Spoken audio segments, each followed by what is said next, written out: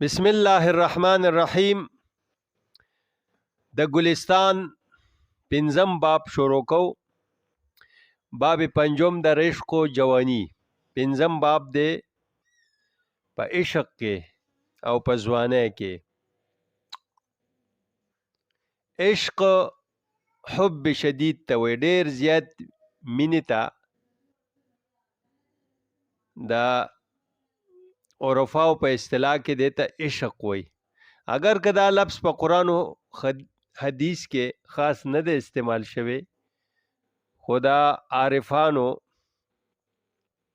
په کلام کې دا ډیر زیات استعمال شوی دی. مثلا مولانا جلال الدین رومی، عبدالرحمن جامی رحمت الله علیه، حافظ شیرازی، سعدی، رحمان بابا وغیرہ چې څومره دغه دي دا لفظ ډیر زیات استعمال کړی دی او دی له ډیر زیات اهمیت ورکړی، حد درجه عشق له. عشق دوه قسمه دی، یو حقیقي عشق دی چې د الله تعالی سره د هغه د رسول سره مینه محبت، او یو مجازي عشق دی چې یا د انسانانو سره یا د دنیا نوري سیزونو سره عشق او محبت. اول به وګورو چې حافظ شیرازی رحمت الله علیه د خو بلکې اول شعر کې د عشق لفظ استعمال کړي. تاسو وګورئ چې دا دیو کې څومره زیات استعمال شوی دی لفظ عشق باندې خبره کو. لکه حافظ شیرازی رحمت الله علیه فرمایي: الا یا ایها الساقی درک اسو ناولها، کہ عشق آسان نمود ولولے افتاد مشکلها. بل ځای کې وایي: هرگز نمیردان که دلش زنده شد به عشق، سبتست بر جرید ای عالم دوام ما. یا ویه: عرضه کردم دو جهان بر دل کار افتاده، بجز از عشق تو باقی همه فانی دانست.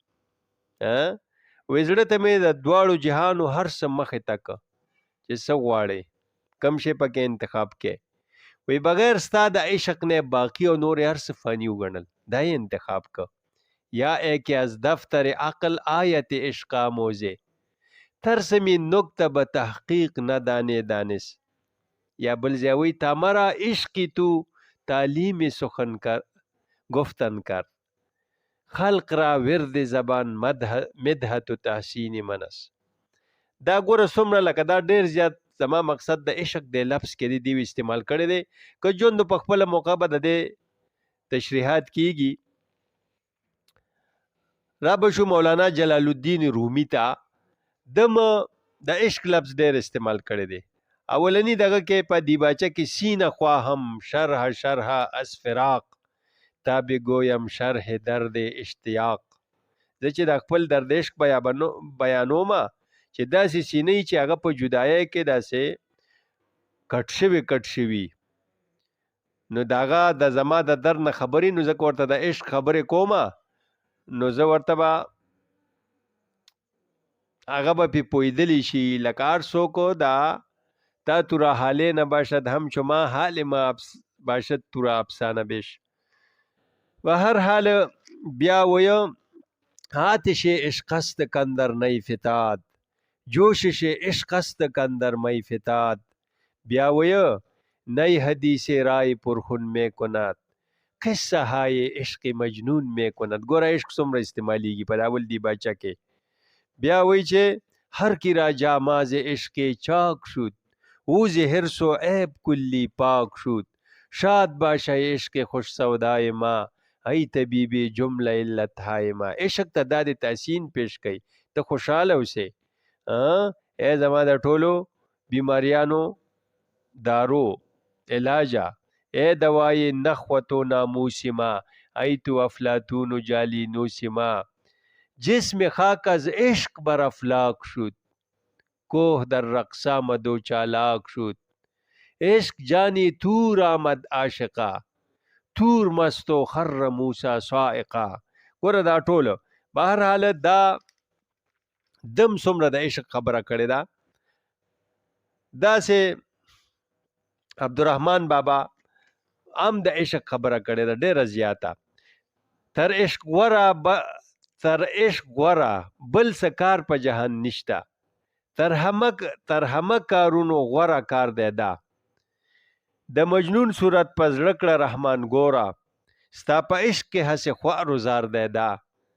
ته په عشق کې ملما دروغجن بوله، چې بل هم که یو بل هم هسې ما غوندې ملنګ کړي. عشق عاشق لره یو هسې ګلستان دی، چې و باغ وته یې لار د خزان نشته. عاشقان په عشق کې واړه سلطانان دي، په دا ښار کې نیسګار و ناتوان نشته. که مجنون غوندې په عشق کې څوک صادق شي، د لیلا په دروازه کې دربان نشته. زه رحمان د عشق په در کې هسې خوښ یم، چې مې نشته په دوا باندې غرض. دا زه دې پورې ویم چې نه دا د عشق لفظ اگر که قرآن و حدیث کې نشته، د حب شدید په معنا زمونږ ټولو عرفاو دا ذکر کړی دی. را به شو عبدالرحمن جامی رحمت الله علیه ته د دا کتاب په دغه کې د عشق صفت کې لگی لگی نو کمزی ته پکې رسی. دل پارغ ز درد عشق دل نیس، تنه بے درد دل جز آب و گل نیس. هغه زړه کې چې عشق نه وي دا ډو زړه نه دی، دې ته زړه ویل نه دی پکار. تنه بے درد دل جز آب و گل نیس، دا صرف خالی قالب دی چې درد دل پکې نه. زی عالم رویتا ور در غم عشق، که باشد عالم خوش عالم عشق. د دې ټول دنیا نه توجه ورکا غم د عشق ته، چې خوشاله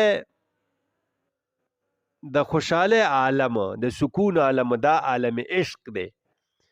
غم عشق از دل کس کم مبادا، دل بے عشق در عالم مبادا. بے عشق زړه دی په عالم کې اډوینه.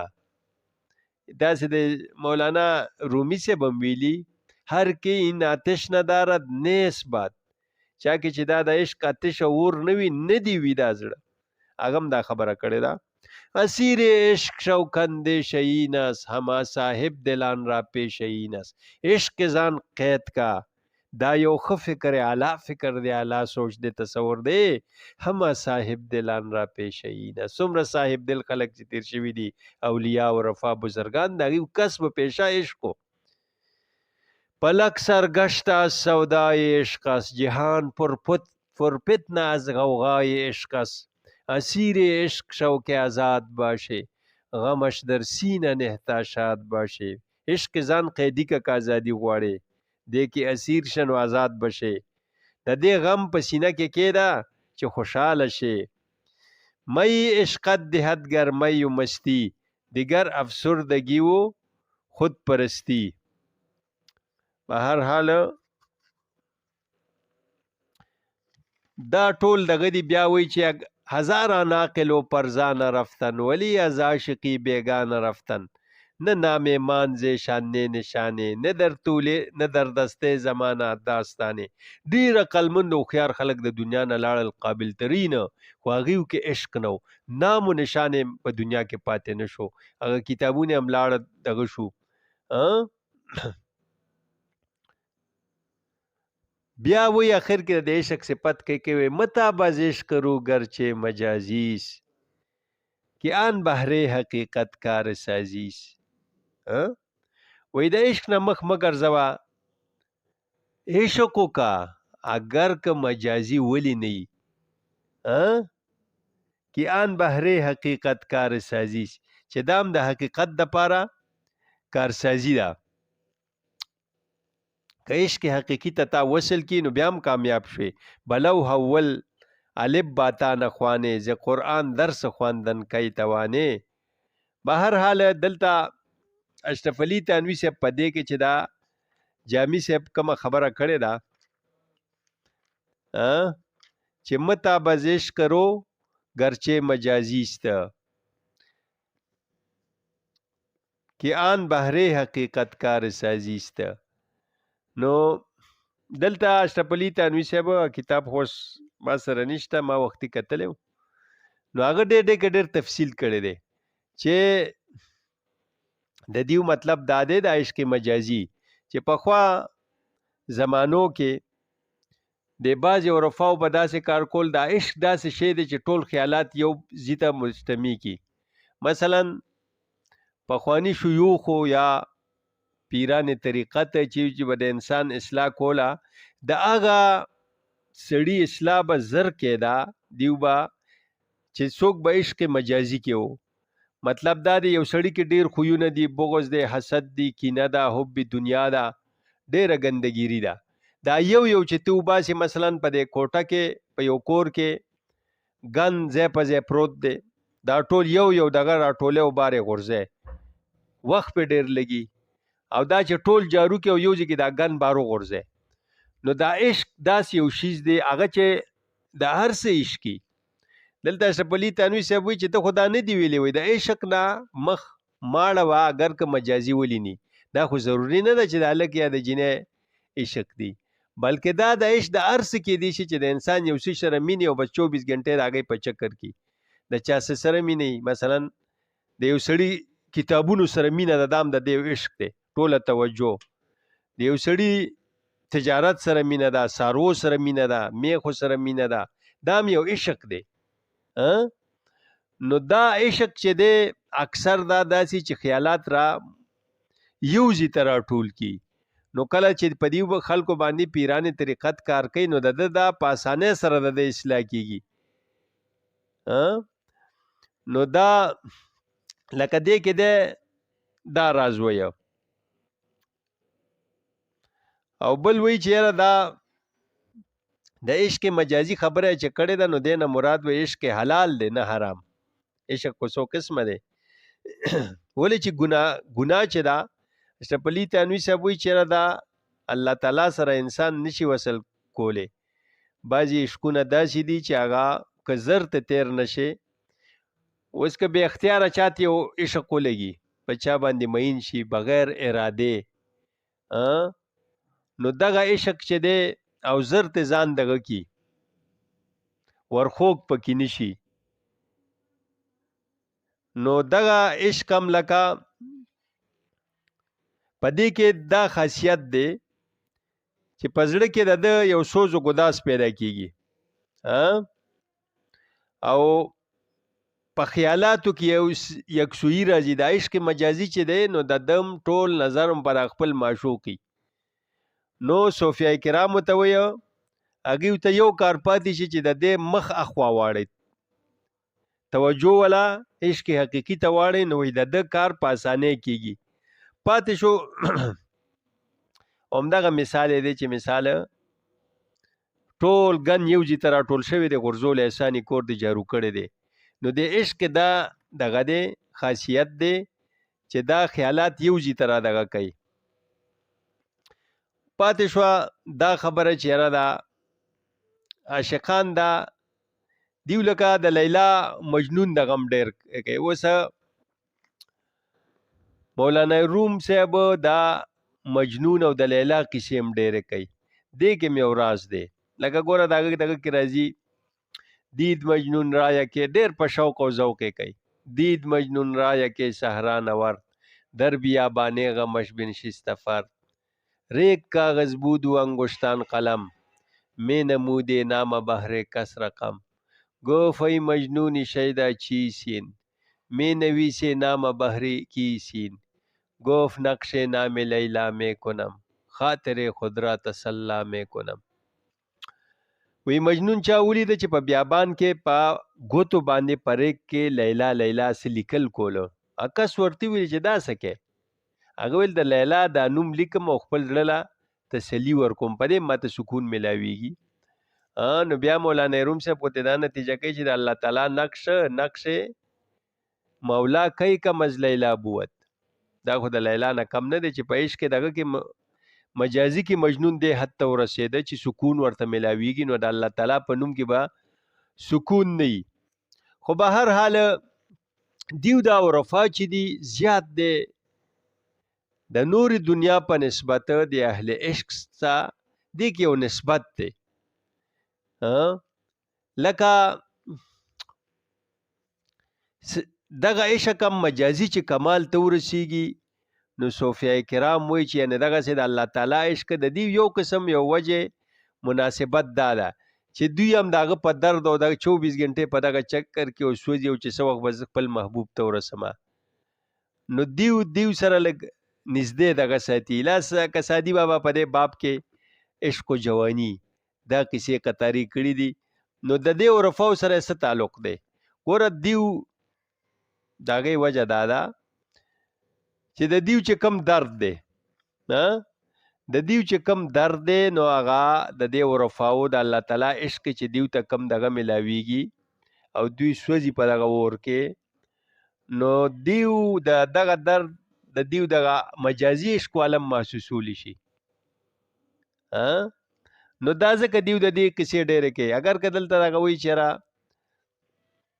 شبلی نعماني م ویلي چې کاشکې سعدي دا دوه بابا د ګلستان بوستان کې د عشق و جوانی دا نه وی کړی خو دا یو حقیقت دی او دا حکمت نه خالی نه دی.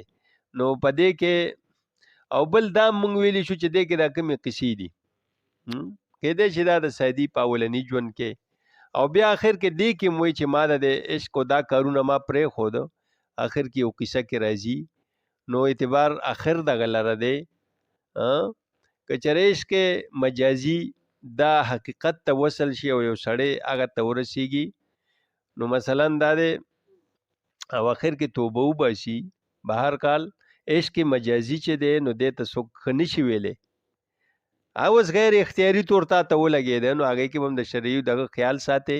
بهر حال که چېرې ته عشق حقیقي ته د دې په نتیجه کې وصل شوې نو بیا هم کامیاب شوې ولې چې اعتبار آخر خاتمې لره دی. اوس په دې باندې منګه شروع کوو. باب پنجم در عشق و جوانی. حکایت حسن میمندی را گفتن سلطان محمود چندین بنده صاحب جمال دارد که هر یکی بده جهانیان چگونه افتاده است که با هیچ یکی از ایشان میل و محبت ندارد چنان که با آیاس با آن که زیادت حسن ندارد. گفت هرچی در دل فرود آید در دیدن نکو نماید. حسن میمندی ته چو ویلې دا د سلطان محمود وزیرو د سلطان میمن د علاقې نوم دی دغه د سلطان محمود وزیر حسن میمندی ته چو ویلې چې را سلطان محمود چې چندین بنده صاحب جمال دارد داسې څومره غلامان صاحب جمال او حسن والا لري خیسته خیسته کې هر یکې بدې جهانیان هر یو غلام دا جهان کې یو ناشنا او یو عجوبه ده داسې نه ملاویږي په حسن کې چگونه افتاده است که با هیچ یک از ایشان میل و محبت ندارد. دا اتفاق څنګه واقع شوی دی چې د هیڅ یو د دوی سره میل او محبت نه لري عشق او محبت چنان کې با آیاس د آیاس سره عشق دی د خوښ دی مینه ورسره کوي بان کې زیادت حسن ندارد باوجود د دې چې زیات حسن نه لري. گفت حسن میمندی ورته وی وزیر هر چې در دل فرود آید در دیده نکو نماید هر څه چې زړه کې ورکوز شي زیو نیسي هغه په سترګو کې ښه ښکاري. حالانکه دا که تاسو یاد شي په بوستان کې موږ دا ویلیو چې یاره یو چا په اعتراض وکړو یکې خورده بر شاه غزنین گرفت که حسن نداره د یازی شگفت چې ایاز حسن نه لري گلې را کې نه رنگ باشد نبو غریب است سودای بلبل برو.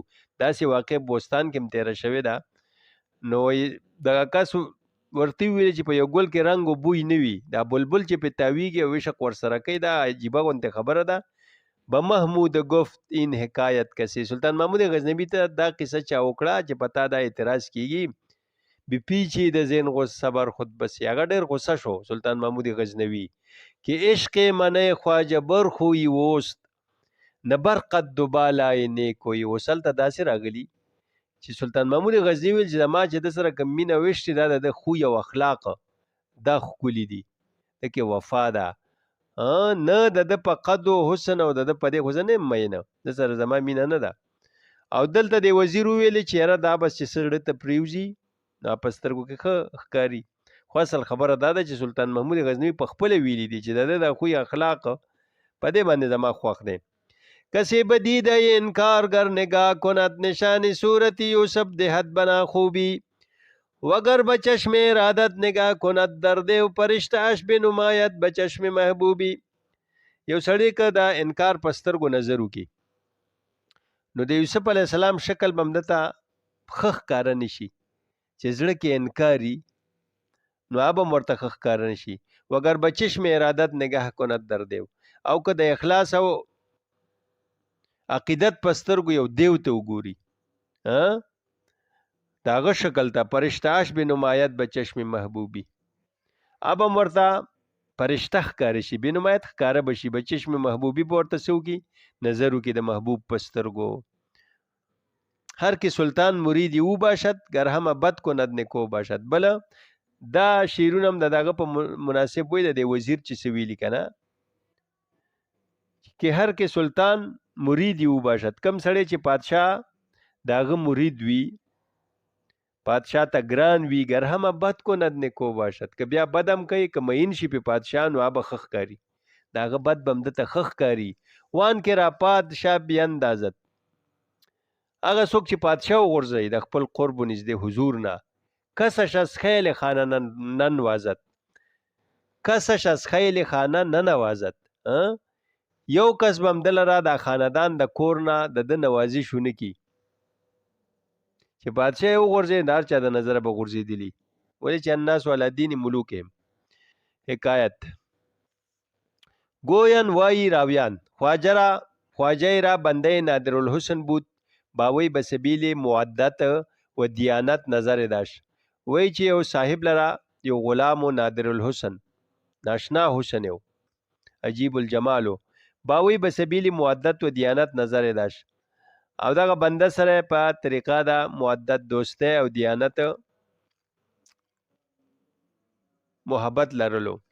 با یکی از دوستان گفت، یو دوستانو ته ویلې، یو د دوستانو ته ویلې دریغ این بنده من با حسن و شمایل که دارد، افسوس چې دا زما بنده د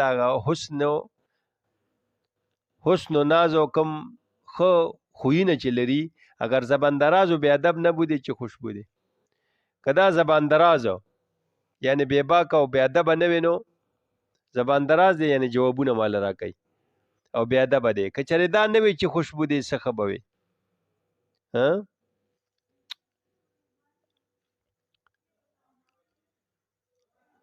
گفت هغه ورته ویلې کس اے برادر چون اقرار دوستی کر دے توقع خدمت مدار که چون عاشقی و معشوقی درمیان آمد مالکی و مملوکی برخاست.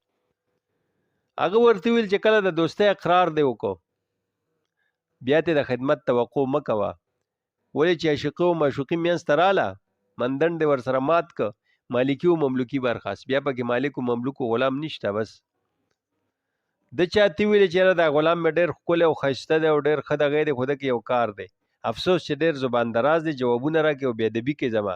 هغه ورته ویل چې کله د سره ته د لین دین تعلق د دوستۍ ساتې د خدمت توقع مه کوه چې په خولو سکون هم درکولی شي، ولې چې عاشقي و معشوقي راغه بیا پکې مالک او مملوک ختم شو، تا خپل روب و سیاست و دبدبه ختمه کړه. خواجه با بنده پری رخسار چون درآید به بازی و خنده، چی عجب کوچ خواجه حکم کند وین کشد بار ناز چون بنده. وی خواجه مالک د خپل غلام چې هغه ښایسته وي پری رخسار وي، چون درآید به بازی و خنده، کله چې هغه سره گپ شپ او خندګانې کوي خپل غلام او خپل نوکر سره، چی عجب کوچ خواجه حکم کند، د ده روب و سیاست و دبدبه ختمه شوه، بیا د تعجب ځای نه دی چې هغه لکه د مالک حکم وکړي وین کشد بار ناز چون بندد، وین او دا خواجه کشد بار ناز داغه بار د ناز راکاږي لکه بنده لکه غلام.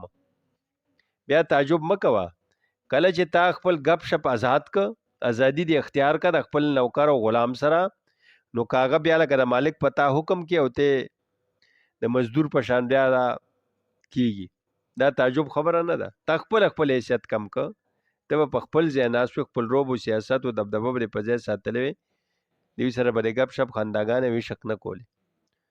غلام آبکش باید و خشت زن بود بنده نازنین مشتزن، غلام چې دی آبکش په کار دی، خښتې جوړونکي لکه کار خدمت پې کوه، په روب داب کې ساته چې تا له اوبه راچلې د کویانو نه، خښتې جوړئ آبادۍ دپاره، بود بنده نازنین مشتزن، نازنین چې ته نیازبین ساتې کار پې نه کې مینه ورسره کې نو دا خو سړی موش زن وي په سکونو سړی وی به دې کله کله پړک بم در کوي ولې چې تال ته نیازبین که مینه دې ورسره شروع کا.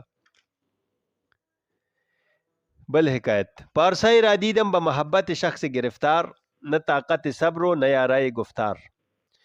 یو پرهیزګار مې ولیده چې په محبت د یو کس کې گرفتار مبتلا و نه طاقت د صبر او نه طاقت د وینا. چندان کې ملامت دیده و غرامت کشیده تر کې تسابی نه کرده و گفته. اور څومره چې د خلکو نه به ملامتي خلکو به ملامتولو و غرامت کشیدی تاوان به نقصان مالی به هم برداشت کولو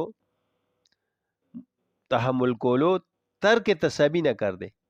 د عشق بازی تر کې نه کولو تسابی سبی الک ته وی سبیان جمع شوا تسابی یعنی امرت پرستی عشق بازی به د الکانو سره کوله تسابی دا مطلب شو.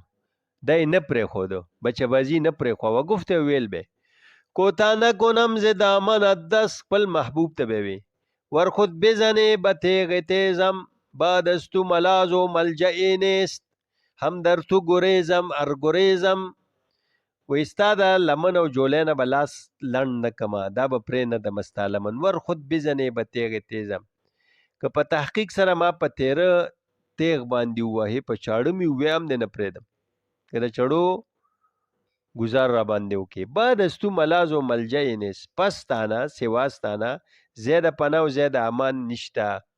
ملاذ و ملجأ دا هم معنا دي دواړو یوه معنا ده پناهګاه زید پناه. هم در تو ګریزم ار ګریزم که چېرې تختم یو خواته د فتنې نه نو ستا طرف ته به در منډه وم اگر که په غشو لګ ما ته دغلته سکون مل ما ته دا زیاده پناه ښکاري ته راته دومره ګرانې بارے ملامتش کردم. سادی و یو پیره می دغه کس ملامت کو چې عشق مجازی کی مبتلا و گفتم و مووی عقل نفیست را چی شد. نفیس گرانبها ته وی قیمتی ته نفیس وی وی مل چې ستا د گرانبها او بیشبها او قیمتی او پاک نفس باندې سو شو کې نفس خسیست غالب آمد چې ستا د خسیس او کمینه نفس په غالب شو په عقل. زمانه به فکرت فرو رفتو گفت لک ساعت فکر کې ډوب لاړه وی ځان سره سوچ وکړو.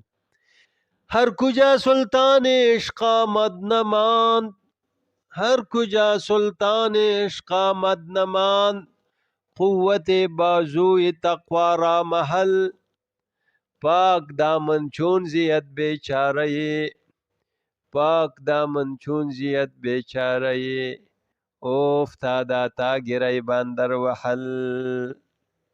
شیرونه ډېر ښکلي دي اگر که دغه بچه بازه سړي د خولې نه ختلي دي خو ډېر د سوز و درد و حکمت پکې شته. هر کجا سلطان عشق آمد نمان قوت بازوی تقوا را محل. دا عشق و محبت داسې شیز دی کله چې وایي د دې سلطان او بادشاه د عشق راشي بیا د تقوا مټو لره محل نه پاتې کېږي. دا پې زوروري بادشاه چې په یو ځای ورشي نو دا واړه واړه پولیس او دا طاقتور دا بیا کمزوري شي. دا خطرناک چیز دی سلطان عشق. بیا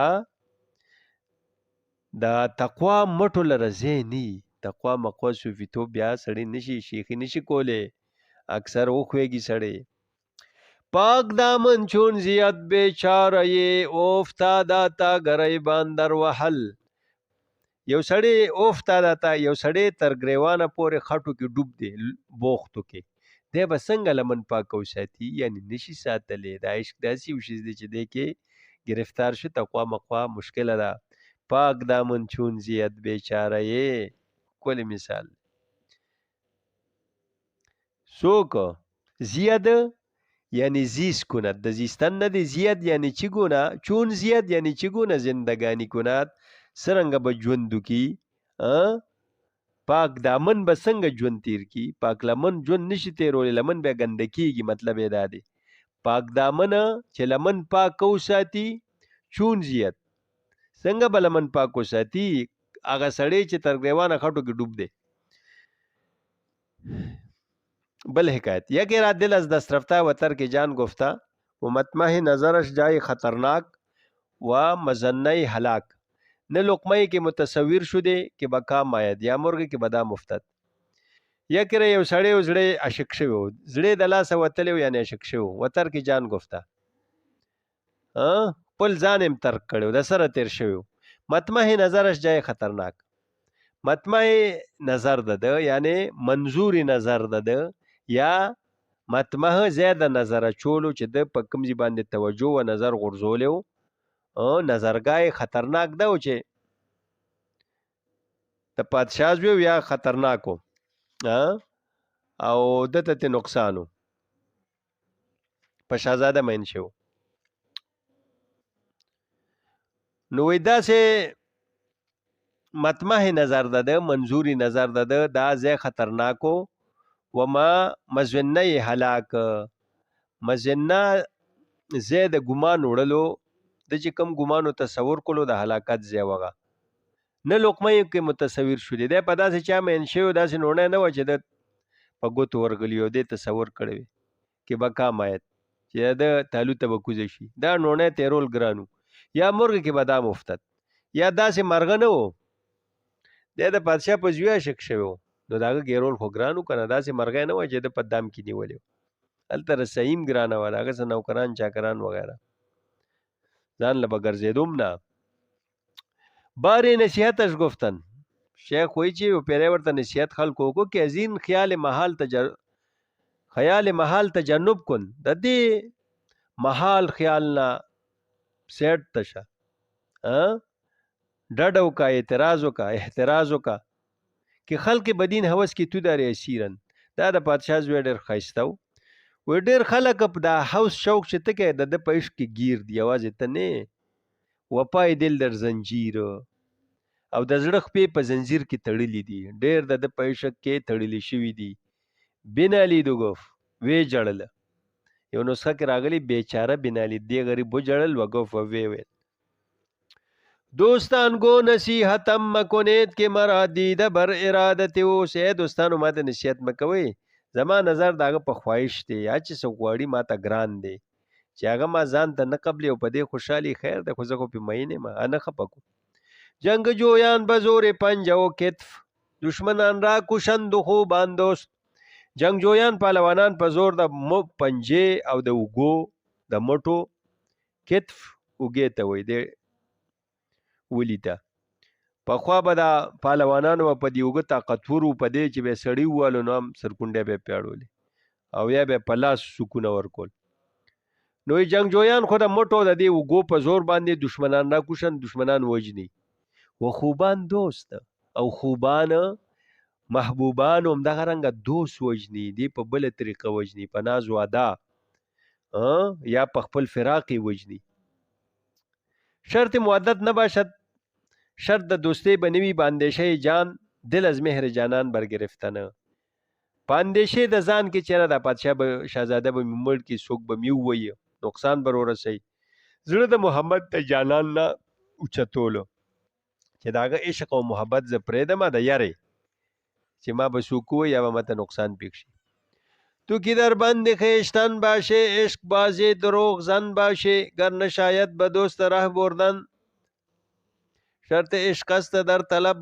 مردن وی ته چې د خپل ځان په فکر کې نو ته دروغجن عشق بازی اصل عاشق نه گر نه شاید به دوست راه بردن که دوستا لار نشي مونده هغه ته د رسایي نکېږي شرط عشق است در طلب مردن د عشق شرط دا دی چې په طلب کې مړ شي تعالی مرګ راشي گردست رسد که آستینش گیرم ورنه بروم براستانش میرم کلاس مې ورسید دته رسایو شو خو لستونې نه به ونیسم او کنی لاړ بشم او د په درشل به مړ شم صاحب ورک متعلقان اشرا کې نظر درکاری وبود و شفقت بروزګاری وو پندش دادن د متعلقان او دوستان چې د په کار کې نظر او شفقت د سه دلسوزي او مهرباني و بروزګاری او شفقت بر روزګاری و د په حال لزړه سوځیده پندش دادن د ته نصیحت وکړو و بندش نهادن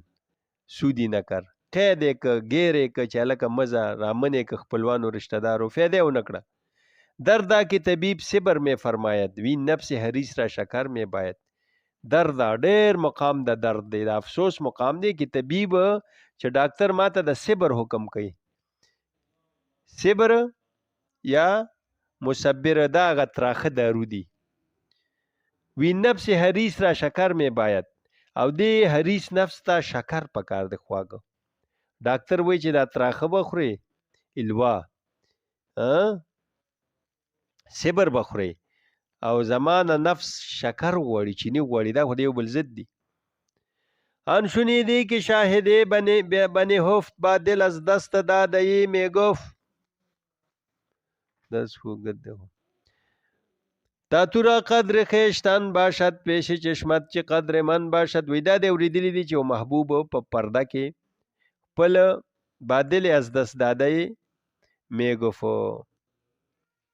خپل عاشق ته ویلې داسې ویلې هغه چاته چې زړه د لاسه ورکړی او مراد ته عاشق شو. تا تو را قدر خیشتن باشد پیش چشمت چې قدر من باشد. تر څو چې ته د خپل ځان قدر او عزت کې، نو ستا په سترګو کې به زما څه قدر وي؟ ته به ځان هیر کې، نو اله به زما قدر وي تا سره. چې د ځان خیال هم ساتې، نو بیا ته عاشقي لکه نشي کولی.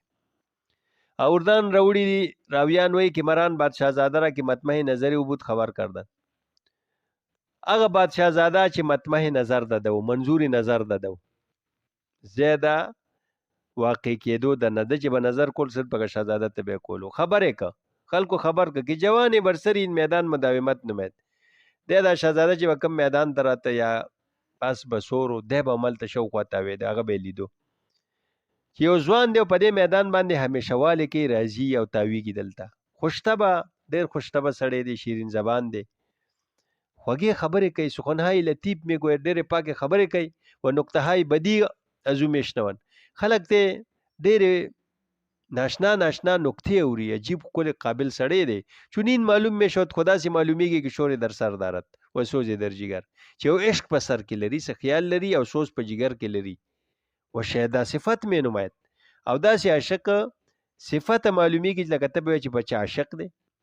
پسر دانس هلک پوه شو کې د لا وختې اوس چې د پورې زړه متعلق شوی دی، د لا وخته ده دی، یعنی د زړه پورې ځوړند شوی دی، یعنی په ده باندې عاشق دی. دی پوه شو.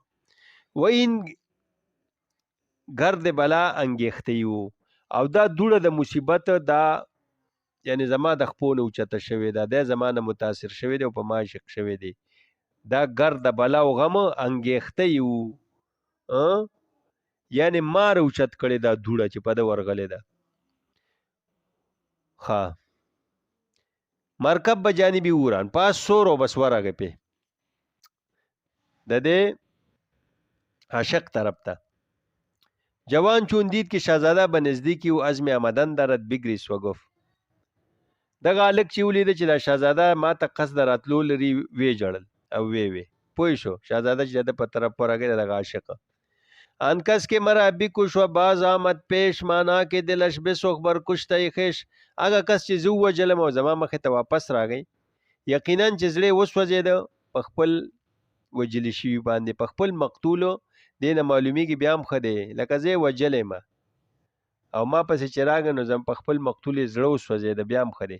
چندان کې ملاطفت کړ، هر څومره چې ورسره د شاهزاده نرمي وکړه و پرسید او تپوس یې ترې وکړه که چونې چې څنګه یې وس کجا یې، ته د کوم وطن یې، د کوم ځای و چی نامدار یې و چی صنعت دانې، څه نوم لرې، نوم دې څه دی، چی صنعت دانې، څه کار و کسب کې، څه پیشه لرې.